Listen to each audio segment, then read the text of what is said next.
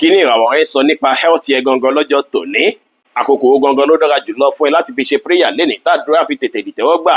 Apá abo gangan ló dára pọ̀ fún ẹ láti kọrí ṣíṣe prayer yìí lọ́jọ́ tòní tó sì ṣeéṣe kó ráǹfààní àtòrí láti bẹ̀ lénìí tí ń ṣọjọ́ Friday August 14 ọdún 2026 ìta wà nú èyí. Ẹ̀yin tẹ́ ń wò mí ẹ bá ń share fídíò ìkẹ́pin kó jẹ́ òwúrọ̀ àtàǹfààní fọ́pọ̀ ènìyàn. Ẹ sì má gbàgbé láti follow wa kẹ́ sì subscribe látàrí pé ojoojúmọ́ báyìí là ń post irú fídíò báyìí fún àǹfààní ọmọ aráyé. Oníràwọ̀ iná tó kọran yan Harris tàbí láàrin March 21 sí April 20. Ọjọ́ yìí ọjọ́ tó ṣe é pé pọ̀ nù yín àwọn nǹkan bíi inú rírun díẹ̀díẹ̀ lè fẹ́ máa wáyé tàbí kẹ̀kẹ́ ẹ̀ṣẹ̀ lómìnira kó lọ́wọ́ nǹkan bíi kínú máa rún yín lọ́jọ́ sí tòní. Ọjọ́ ìtújọ́jọ́ tó ṣe é pé ní láti rí dájú pé mọ àwọn nǹkan tó jọmọ́ carbonated drink púpọ̀ ju bó ṣe lọ, àwọn drink tó ti ní gáàsì jẹ́ kí ìsara lé lórí lọ́jọ́ tòní. Àwọn oúnjẹ kan sì lè rí àtìlára yín bákan lọ́jọ́ tòní kí ìsara. Aago 10 ní àṣálẹ́ sí aago 11 ní àṣálẹ́ jí àkókò èyí tó dára jù fún yín láti fi ṣe prayer lénìí. Apá east dára púpọ̀ fún yín láti kọrí ṣíṣe prayer ọ̀hún tó yìí ṣeéṣe kẹrẹ àǹfààní àtòrí látàpá bẹ́ẹ̀ náà. Oníràwọ̀ ìpè alámọ̀ Taurus tàbí láàrin April 21 sí May 20. Ọjọ́ tó ṣe é pé ó pọ̀ ní tẹ́ bá stress ara yín jù, àyà ríro lè fẹ́ máa wáyé, ẹ̀yìn ríro lè fẹ́ máa wáyé lọ́jọ́ tòní. Ẹ jìnnà sí gbogbo nǹkan tó dàbí shock pátápátá, ẹ sì jìnnà sí gbàǹgbé nǹkan tó wojú bó ṣe lọ lọ́jọ́ tòní torí ìlera ara yín. Aago 9 ní àṣálẹ́ sí aago 9 ní àṣálẹ́ jí àkókò èyí tó dára púpọ̀ fún yín láti fi ṣe prayer lénìí. Southwest dára púpọ̀ fún yín láti kọrí ṣíṣe prayer ọ̀hún. Oníràwọ̀ afẹ́fẹ́ aláwàdà Gemini tàbí láàrin May 21 sí June 21. Púpọ̀ ní ó ṣeéṣe kí ẹ fẹ́ máa experience nǹkan bíi kọ́ àbí kàtà pàápàá tó tù bá pọ̀jù fún yín. Ẹ má ronú àwòjọ, ẹ sì jìnnà sí gbogbo nǹkan tó bá tutù bó ṣe lọ lọ́jọ́ tòní. Ìrònú àwòjù lè nílé bí kí ọkàn máa dùn yín àbí káyà máa dùn yín bákan lọ́jọ́ tòní kẹ́kẹ́ sára. Aago 11 ní àṣálẹ́ sí aago 12 ní òru gànjọ́ jí àkókò èyí tó dára púpọ̀ fún yín láti fi ṣe prayer lénìí. Apá South dára púpọ̀ fún yín láti kọrí ṣíṣe prayer ọ̀hún. Oníràwọ̀ omi agbára Cancer tàbí láàrin June 22 sí July 22. Púpọ̀ nù yín lọ́jọ́ tòní ó ṣeé ṣe káwọn nǹkan bíi apá ríro kó fẹ́ máa wáyé tẹ́ bá stress ara yín ju bó ṣe yẹ lọ. Pàdéyìn tó ṣe é pé àìlera wáyé láti ọjọ́ mẹ́ta ẹ̀dẹ̀ ń wòran. Ọjọ́ tòní tẹ́ bá stress ara yín jù, ọ̀ràn ọwọ́ lè máa ròyìn, apá lè máa ròyìn, bírètì yín lè rí bákan. Bẹ́ẹ̀ sì lọ́jọ́ tòní ẹ rí dájú pé jìnnà sí gbogbo nǹkan tó dàbí èètì àmójù tàbí smoke rẹpẹtẹ kẹ̀kẹ́ sára púpọ̀ lọ́jọ́ tòní.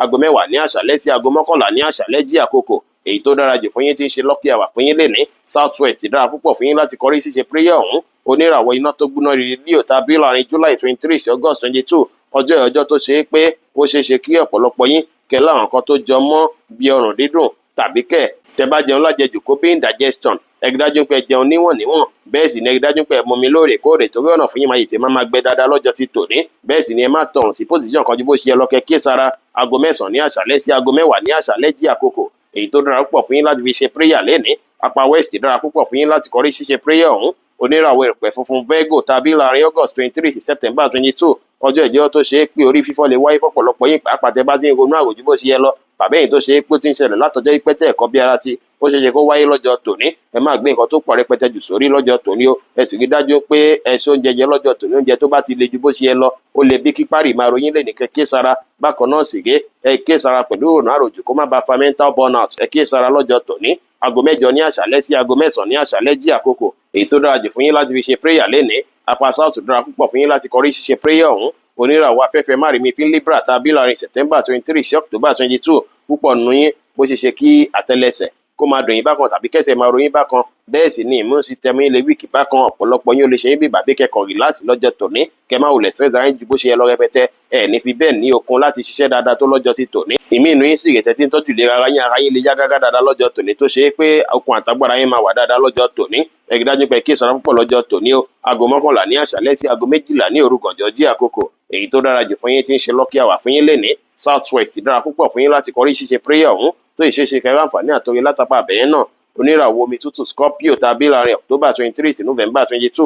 Ọjọ́ ìpúpọ̀ nù yín ó ṣeéṣe kẹfẹ́ ní nǹkan tó jọ mọ́ jẹ̀díjẹ̀dí òtútù.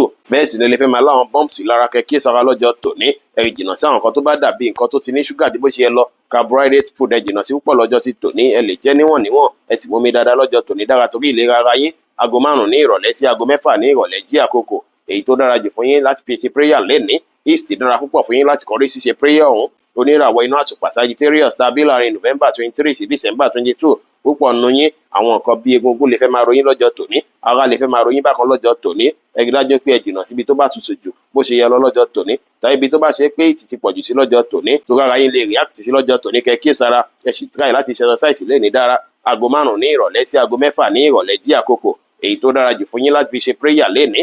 Apá náà ti dára púpọ̀ fún yín láti kọrí ṣíṣe prayer ọ̀hún. Oníràwọ̀ ìpele eruku Capricorn tàbí láàrin December 23 sí January 19 ọjọ́ tó ṣe é pé púpọ̀ nínú yín ẹ lè fẹ́ ní nǹkan tó jọmọ́ lower back pain tàbí kí hips yín kó máa ròyìn bẹ́ẹ̀ sì ni ẹsẹ̀ lè máa ròyìn bákan lọ́jọ́ tòní. Ó dára púpọ̀ kẹ́ máa jókòó fún ìgbà pípẹ́, kẹ́ máa dúró fún ìgbà pípẹ́, ẹ má wà ní position kan ju bó ṣe yẹ lọ, ẹ má lo ẹ̀yà ara kan ju bó ṣe yẹ lọ. Ẹ kíyèsára lọ́jọ́ tòní.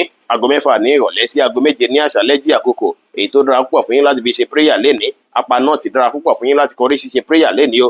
Oníràwọ̀ afẹ́fẹ́ oníbínú Aquarius tàbí láàrin January 20 sí February 18 ọjọ́ tó ṣe é pé púpọ̀ nínú yín ẹ lè need láti mọmi dáadáa lọ́jọ́ tòní o, látàrí pé ìgbẹ́yìn lè fẹ́ máa le bákan lọ́jọ́ tòní, ẹ lè fẹ́ ní akọ̀jẹ̀dí lọ́jọ́ tòní, èyí lè fa emirate, ó lè fa ìgbẹ́jẹ̀ kẹ́kẹ́ sára. Bẹ́ẹ̀ sì làwọn kan tó jọ mọ́ ìbálòpọ̀ pẹ̀lẹ́ ní àjòjì ó lè bí STD kẹ́kẹ́ sára lọ́jọ́ tòní. Ẹ mọmi dáadáa púpọ̀ lọ́jọ́ tòní. Aago 7 ní àṣálẹ́ sí aago 8 ní àṣálẹ́ jí àkókò èyí tó dára jù fún yín láti fi ṣe prayer lénìí. Apá south dára púpọ̀ fún yín láti kọrí ṣíṣe prayer ọ̀hún. Ó ìṣeéṣe káǹfààní àtòrè ti bẹ̀yẹn náà wáyé. Oníràwọ̀ omi tí kì í ru Pisces tàbí láàrin February 19 sí March 20 ọjọ́ tó ṣe é pé púpọ̀ nínú yín ẹ kò máa nílò láti mọmi dáadáa ni torí lower back pain lọ́jọ́ tòní. Bẹ́ẹ̀ sì ni tẹ́ bá expose ara yín sí ìtì àbẹ̀wò ànugbó kan ó ṣeéṣe kí ẹ̀fọn jẹ yín tàbí kẹfẹ́ máa ní skin rashes bákan lọ́jọ́ sí tòní. Bẹ́ẹ̀ sì ni ẹ kíyèsára lọ́jọ́ tòní pẹ̀lú nǹkan tẹ́ máa jẹ. Ẹ má jẹ nǹkan tó bá ti ní chemical ju bó ṣe yẹ lọ tàbí nǹkan tó ti fi chemical preserve jù. Ẹ rí dájú pé ẹ jẹ oúnjẹ tó fresh kẹsì mọmi dáadáa lé nítorí ìlera ara yín. Aago 9 ní àṣálẹ́ sí aago 10 ní àṣálẹ́ jí àkókò èyí tó dára jù fún yín láti fi ṣe prayer lénìí. Apá east dára púpọ̀ fún yín láti kọrí ṣíṣe prayer ọ̀hún. Ẹ̀yin tẹ́ ń wò mí pátá ẹ má gbàgbé pé Ọlọ́run bo Olódùmarè nìkan lọ́ba tó ní ìmọ̀ jùlọ. Ẹ̀yin tẹ́ fẹ́ ṣèwádìí onírúurú láǹfààní àti kàn sí wa ní WhatsApp 09033897161. Ire gbogbo á jẹ́ tiwa lónìí, lọ́sẹ̀ yìí, lóṣù yìí àti ní gbogbo ọjọ́ ayé wa láṣẹ Ìdùmarè. Ire o.